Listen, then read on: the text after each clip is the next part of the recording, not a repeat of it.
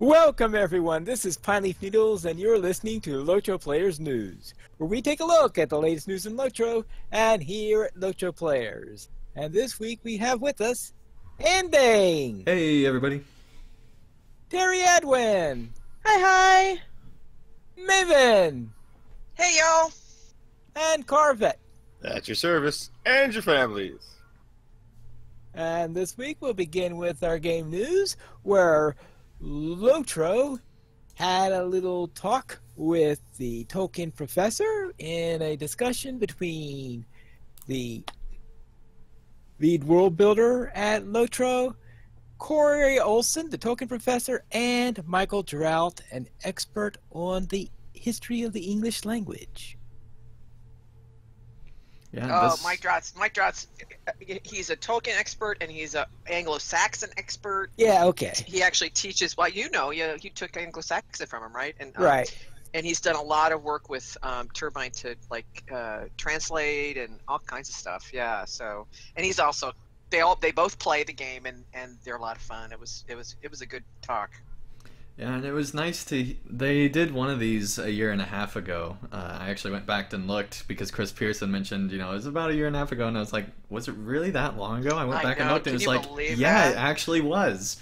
That was amazing. It did not feel like even half that time. And so that was kind of crazy to find that out. But anyway, this time they talked a lot more about later game stuff now that Corey has gotten further into the game. And in particular, they had some interesting discussions on Gondor and how they constructed some of the lore and world around Gondor. And it was really, really interesting. So if you're interested in any of that stuff, and then they also teased a little bit of Mordor, I recommend checking it out for that stuff. It was pretty cool. Yeah, it was very cool. Yeah, actually, Corey had told me a day or two before that it was supposed to happen, but we agreed not to tell anybody because because what happened last time? 3 times they've canceled. I mean, more than once. So we're like, let's not jinx ourselves, Yeah, we get everybody's hopes up, Yeah, it was really fun. It was really fun. And like I said before we went on the air, that Chris Pearson said that they named Houses of Gondor after Drought, Olsen, and Shippey and Flieger, who are 2 other big Tolkien scholars. So he said what he did was, I guess he figured out what their real life names meant and then translated them into Sindarin. So I'm on the lookout for like a language expert that can tell us which houses in Gondor. And where would they be? Where would we find the houses of Gondor? I'm trying to think. I don't remember seeing. Well, I guess around Gondor, so all the different towns, right? It sounds like a major in-depth Easter egg that only very, very few people will find. Yeah, really, no kidding. I mean, that's talk about really obscure, huh? Anyway, that's how you earn your Middle-earth linguistics badge right there. Really, no kidding. Maybe I could I know. I'll do my master's thesis on that. I'm sure my mentor will let me do that. I am going to find out where in Gondor the houses of Shippey, Flicker, Drought, and Olsen are. Anyway, it was a lot of fun. If any listeners haven't seen it, go watch it. It is on Turbine's YouTube channel now, I think. Well, since that's where I watched it. Well, then it is. Yeah, they actually stream to YouTube and Twitch whenever they do a Turbine stream. I mean, so. There were those of us that watched it live, so I don't know where it is. It was live on YouTube too, is what I'm saying. I saw it on YouTube. I got a Twitter about it, but I couldn't unfortunately deal with it at the time because real life responsibilities and stuff. But yeah, there are things like that. Apparently my job expects me to work during office hours. I don't know. Yeah, I know. Isn't that nasty? It can be so another good day wasted by responsibility, I know, but I'm sure your business wants to sell things. And speaking of selling things, what's on sale this week? Well, let's see. Our sample this week is a rejuvenation potion ×1. Use coupon code FEELFRESH 1 time per account, which cracked me up when I saw it. Now, if they ever get another code, it's going to be like Funky Fresh and continuing to get further and further into the obscure. 25% off virtues, virtue bundles, trait slots, and skill and slayer deed boost. So it was kind of a no, don't buy this crap week. What are those? Alright, then let's see. For our LOTRO Players site, we'll begin with the community events for November 18th through the 24th. where the Rolling Kegs presents a musical movie night. Unfortunately, of course, that's already passed, as It was usual. today, wasn't it? Yeah, it was today, Laurel, and at 3 p.m. Yeah, but guess what? Next Saturday, November 26th, on Landerl, there will be a 5th year anniversary of The Hope, which is a band. And they basically had to give up their home on the Russian servers, and so now they're here on Landerville and are going to be celebrating that anniversary, so there should be quite a fun little event there, and you can check out on the post near the bottom about all the details on that. Right. Anyone else have anything they wish to highlight in the community calendar? Then let's head to Pelennor Fields, fully voiced. That sounds like an ending run through. Yeah, I'm still going through zones, Pineleaf, and still voicing them. Zones, yes. But I am still amazed, even after a review and all that stuff, at just how great they did the Battle at Pelennor Fields. And so I really enjoyed, when I was writing this article, watching back through the Battle at Pelennor Fields episodes. I watched back through quite a few of those. And it's just amazing how much loss and stuff that they had to deal with and handled really, really well, I think. And so it was a pretty cool little area. And if you're interested, you can check it out over at LOTROplayers.com. All right. Then let us head into the Aristothelian reviews. Eridluine. Aradothalion. Aradothalion. All right, you. At least someone can pronounce it right. But yeah, this is He a new. wrote us a pronunciation guide one week. Yeah, I think I remember that. It's like Aristothelian. See, this is the replacement robot, Pineleaf. He wasn't here for that. Don't you remember? Pineleaf's always here. Yes, but there's different versions of Pineleaf every time. It got lost in a software upgrade. Apparently. All right. Any comments on Eridluine? I know it's a very early part of the game where. Yeah, I think it's kind of cool that he takes a nostalgia point of view and kind of factors that into the zone and does some other things to that. I think that this should be a good series moving forward, as it's not your typical type of review, and I really enjoy that. And so it's a pretty cool series, I think, that's getting ready to be going. Yeah, I like how he's kind of broken it up into different areas. Like, there's game analysis to a degree, but there's also, like, it's a real high-level view of what's going on, and it also invokes some personal memories as well. That's really neat. For some reason, most of my memories of Eridluine have to do with a certain level 50 Dower Hand area. Yeah, you can get lost. I can't imagine why that would be, Pineleaf. You wander in there and go, "What? Why are they purple? Oh, what happened?" Or you beat on them and they deflect everything because you don't have dwarf damaged weapons. Yeah, that too. All right, and let's head to Family Line Part 109, The Path to Comb. It's number 109, and they're just getting the comb. Wow, that's called slow leveling. We're going to auto-attack everything!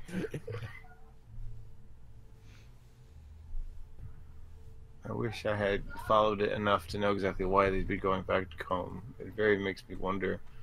Or they get the PDF. Well, you gotta get that steed that you can, turn into. Ah, yeah, there is that. Right, so let's into our weekend Lotro. And Corvette, what have you been up to? I was able to complete Mirkwood on my free-to-play account this morning. Nice. Finished Volume 2, and did the skirmishes, discovered the Lore Master. I prefer the Saber Cat for defensive skirmishes, simply for the AoE ability. That's something I discovered this morning. I did several quests that I'd never done before down in the Ashen Slates. So that was nice to discover new content that I hadn't done before. As a result of finishing up the epic story, I did the next quest after you finish that certain quest that takes you back into Moria and has you reacquaint yourself with some of the dwarves you worked with throughout Volume 2.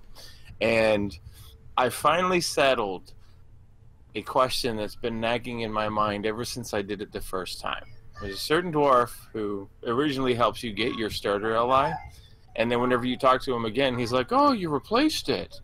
Oh, well, I guess that's the nature of things. I always thought to myself, what would happen if I came back with the same LI? And I have been saving my starter LI in my pack for months to see the wonder that Turbine has hidden for us. I equipped it, I started the instance, I got up to the dwarf, I double-checked the name, I was all excited. Nothing happened. You said the same thing? Absolutely nothing. So it's the same thing. I was all like, yeah, this is going to be cool. He's going to be like, wow, I can't believe you kept that weapon. Blah, blah. Nothing.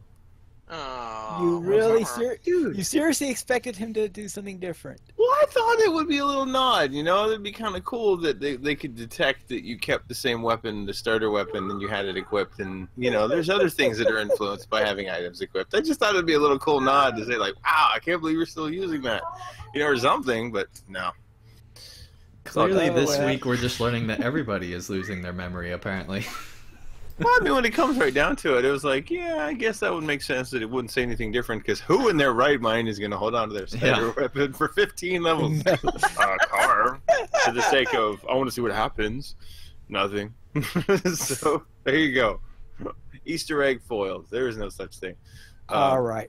Brennick in the chat says, maybe if you actually never unequip it next time. Yeah. Okay, let's see here. Maybe on a minstrel where it doesn't matter. Maybe I'll try that. Okay, I'll try it on my minstrel. I'll use the same LI all the way through. That's what I'll do. Yeah. Okay, I know Paya will do that.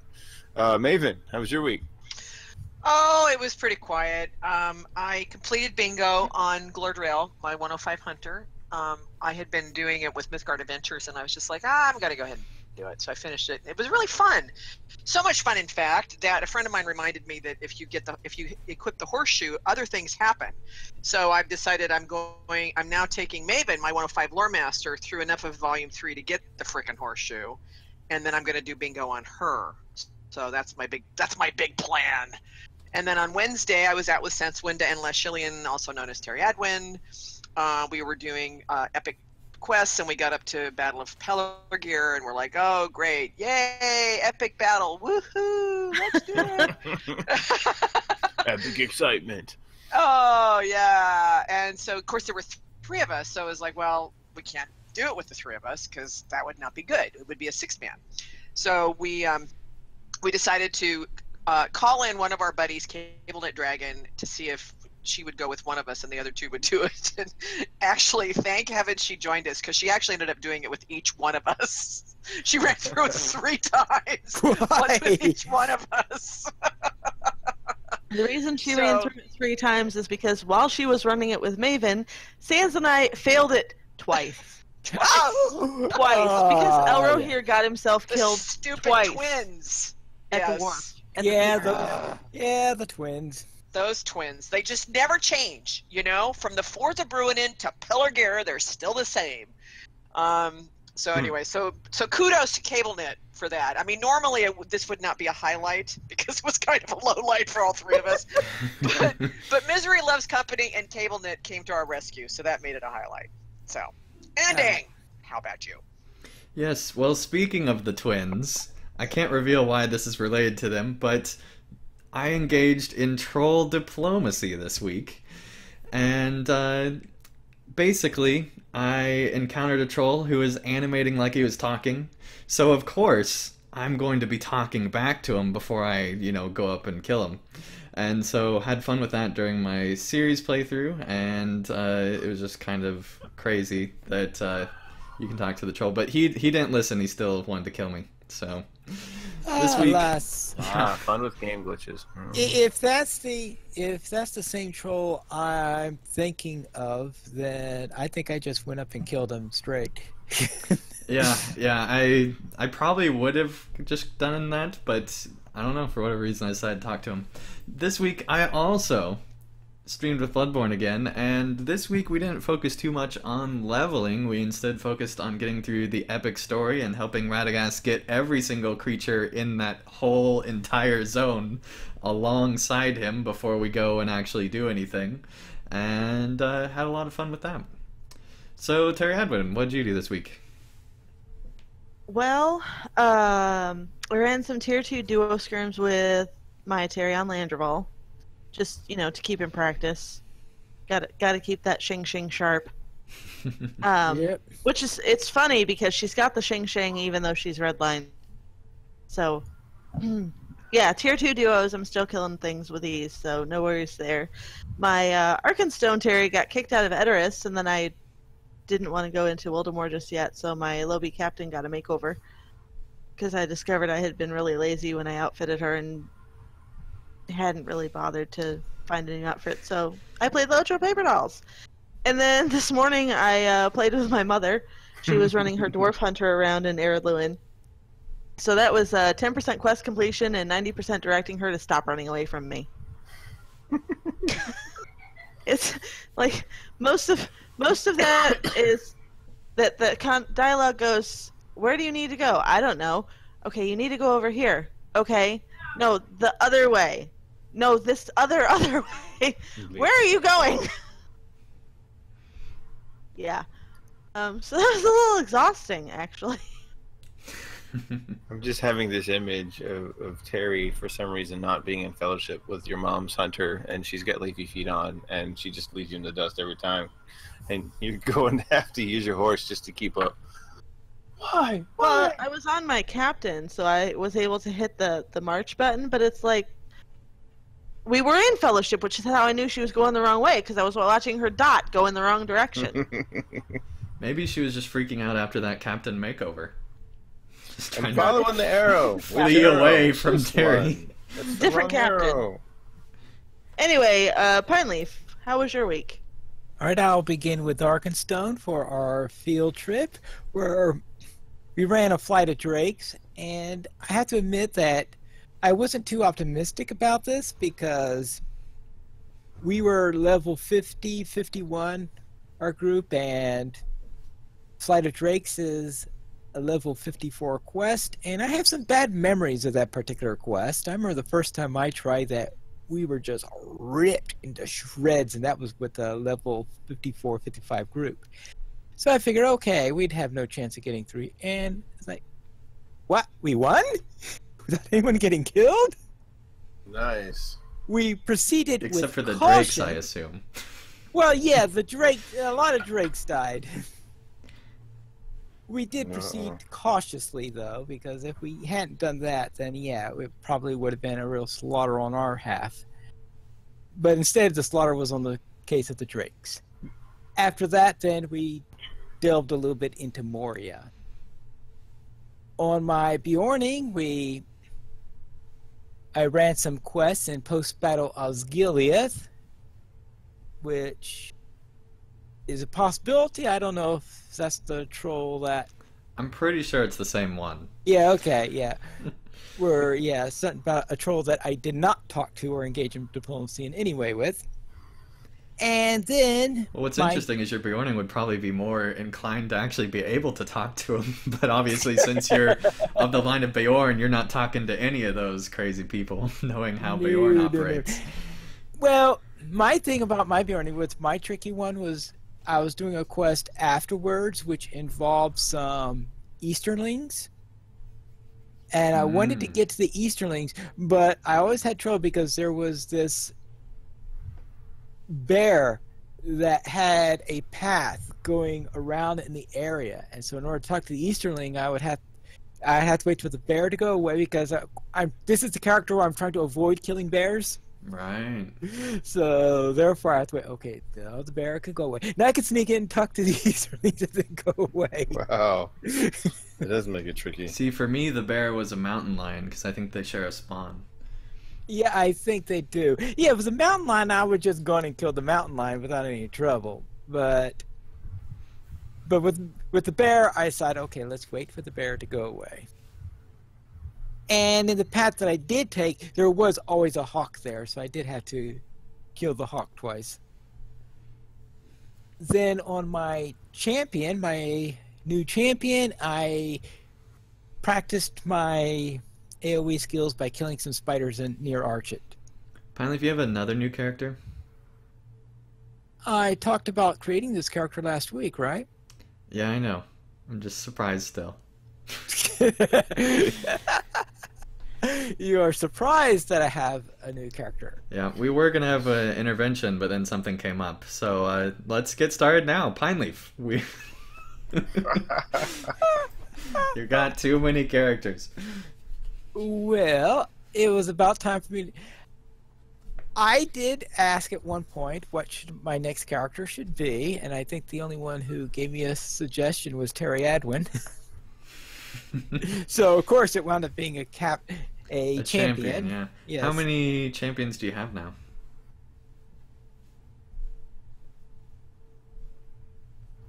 Have I stumped Pineleaf?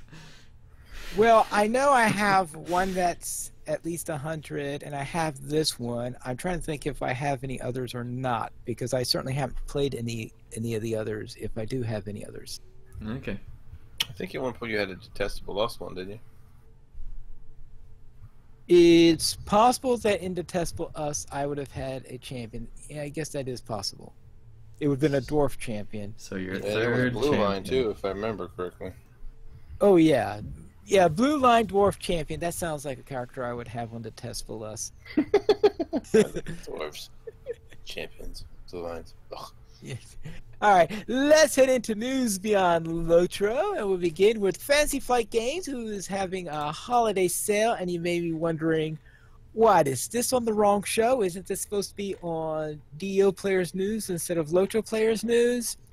And, well, the reason why it's here is because the games that are being highlighted here are The Lord of the Rings and The Hobbit.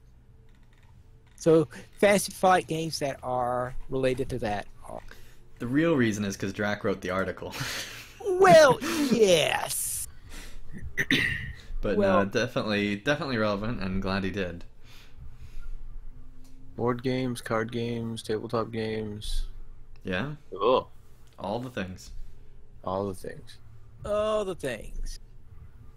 And we also have a poem from... Oh, now I have to see if I get this right. The Antipodean writer, and a poem on Gandalf's fall. Go for it, Pineleaf. Well, sitting here going, well, poem, Yes. you said poem. It's going Yes. to be a reading. Yes. Gandalf, why speak not when you fell into the deepest pits of hell, down countless fathoms, miles deep amongst dark beasts that never sleep? Where waters quench all fires hot the nameless monsters lurk, long forgot, reside there since the world was made, alone in sunless, airless shade. Where under earth you grappled death, hewing the Balrog every breath, you remained in the cold and dark until it fled. What vital spark of life made you fix fast its heels as it went? No sense but feel and touch remained. Sending fast the endless stare, it reached the last to burst into the open air of Calendil.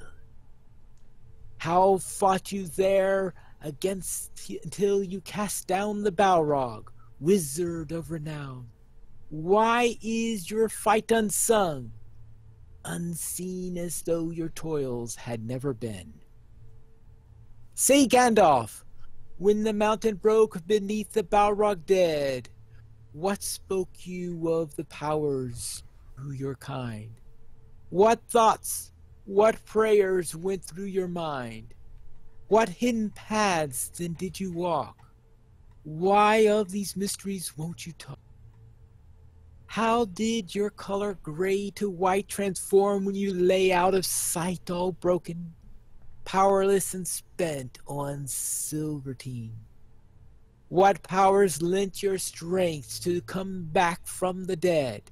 Upon the eagle's back you sped, sent back to us, new life regained, but with so much still unexplained. What wizards know, they secrets keep. Some unawakened truths are best asleep. Ride on, White Rider! Never rest until the toils with fruit are blessed with victory or destroyed foe. Over destroyed foe. Then Gandalf shall be free to go. A condign reward he shall earn, and at last to the west return.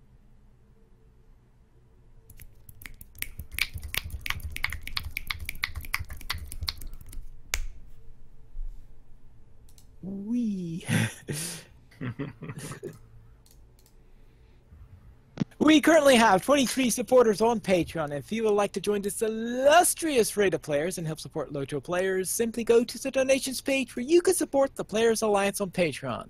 There you'll find rewards, including a mention on the podcast of your choice, or even be a guest with us here for an episode of LOTRO Players News. We did not receive any emails this week, but you could contact us through podcast@lotroplayers.com. You can also follow us at Twitter, the Players Alliance @PlayersLI, LOTRO Players @LOTRO Players, Andang @AndangLP, Forte @Forte Maestro, Carvet @CarvetLP, Maven @Tolkien Maven, Pineleaf @Pineleaf News, and Terry Adwin @Terry Adwin. The Players Alliance has 4 live shows. Every Monday at 8:30 p.m. U.S. Eastern Time, we have DDO Players News. Every Thursday at 9 p.m.-ish U.S. Eastern Time, we have XP Quest. Every Saturday at 8:30 p.m. U.S. Eastern Time, we have LOTRO Players News. And on the last Friday of each month at 8:30 p.m. U.S. Eastern Time, we have LOTRO Academy After School. You join us for our live shows at lotroplayers.com/live. Thank you, everyone, for listening. This is Pineleaf Needles reminding you to skirmish responsibly.